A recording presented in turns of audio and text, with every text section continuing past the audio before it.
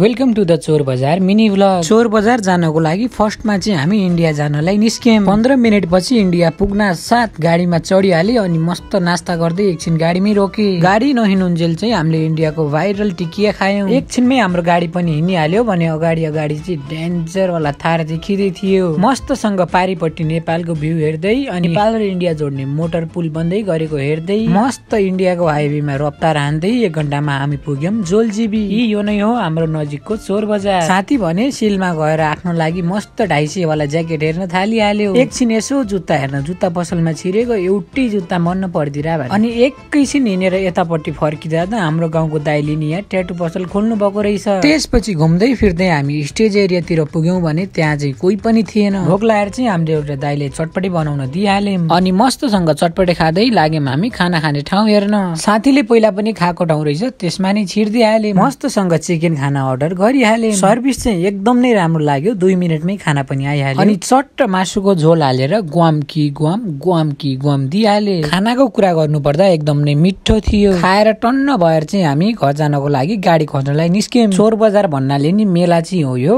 मेलाको भ्यू चाहिँ यस्तो थियो माथिबाट। 5 मिनेट नखोजी हामीले गाडी पनि पाइहाल्यौं अनि मस्तसँग नेपालको डाँडा काँडाको भ्यू हेर्दै गाडीमा मस्त रमाइलो गर्दै लाग्यौं हामी घरतिर। Thank you so much for watching.